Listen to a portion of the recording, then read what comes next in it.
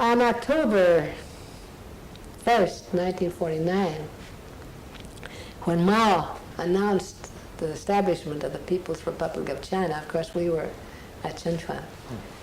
Well, we knew nothing about it. And nobody there knew anything about it. And it wasn't until October 20th that we knew anything about it. It took 20 days just for a news of that kind to get to this place. It took 20 days. And when we finally got the news, it came in the newspaper, and the newspaper, of course, goes to Xi'an, and then it goes on the donkey all the way up to Yan'an, and then it goes on donkey all the way up here, and then it gets distributed, and finally gets you 20 days. 20 days to get the biggest news in China. Just what kind of place it was. And we got this news, and then it said on the paper what the new flag of China would look like. So we got some paint. I don't know where we got the paint, and then we drew a big flag with all the, and it told what the stars meant, and all the minorities and so forth. And then we had this meeting to celebrate the establishment of the People's Republic of China, October 20th. Then there was more things after the whole movement for the new marriage law. There was a young kid who was only about 12 years old, and she was helping with Huang Fuping and Yusen. So Huang Fuping was the one who had the baby, and then so that she was making cheese with me, and so that she could work, she got this kid to look after her baby, and the kid was only 12 years old. Well, then I remembered that the new marriage law was already out, and she was Han, but we couldn't prevent it. She had been sold. This 12-year-old kid had been sold, and she was weeping, and we told her, you just stay with us. You just don't. We'll hide you. You stay here, and we'll take care of you. You just don't. But 12 years old, she couldn't.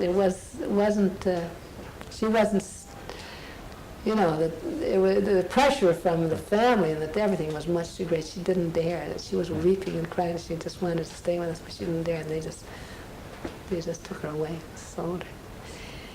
Then the new marriage law came, and of course for the Mongolians it was carried out different than from the Hans. But for the Mongolians it was that you couldn't beat your wife. You couldn't beat a woman. And then they had this accusation meeting where the woman who had been beaten and had experiences, it took a long time, just to mobilize the people to talk because they were afraid. But that's why all these movements come.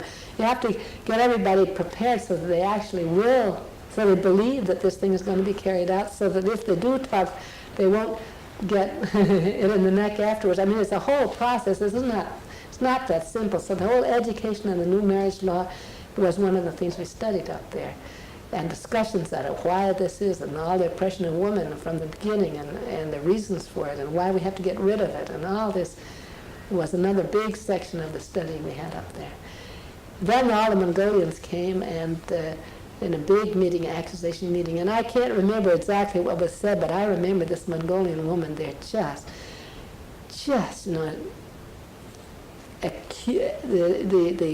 the hatred as she accused the men of what had been done to her. I mean, mostly beating up, just. And in Mongolia, of course, the women were a much higher position than but even so, when it came down to nitty-gritty, the man would. And what would happen to the man? Was the idea just to make sure he didn't do it again? Yeah, make sure he didn't do it again. That was the thing. Past is the past. We bring the past all out, but you're not punished for a crime before this meeting. And after this meeting, anything, then of course it's the law. Then it's just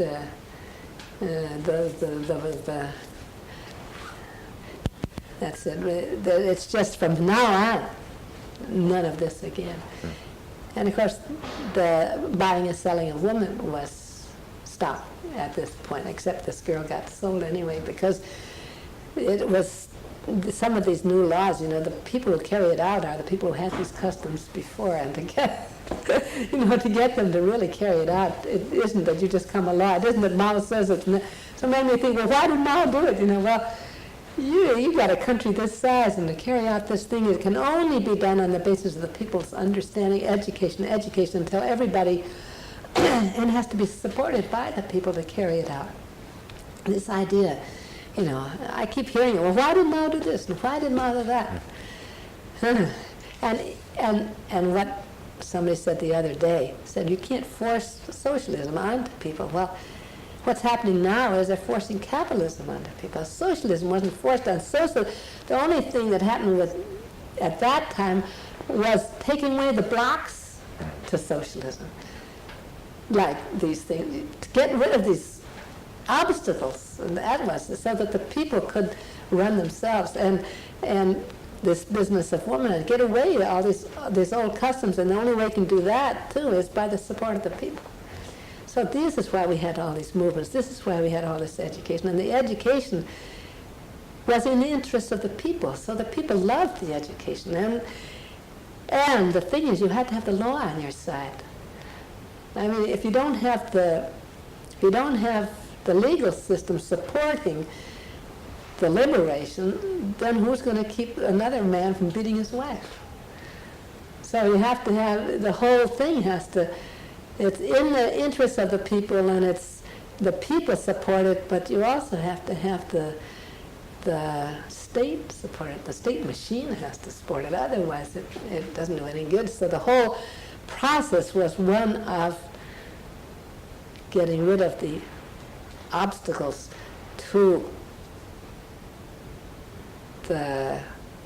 changing the relation to production so that you release the productive forces. I mean, it's once you do each one of these obstacles, which is fought against and gotten rid of, it makes another huge burst in production. It's just very clear. I mean, that the people's enthusiasm for getting production going is part of the productive forces.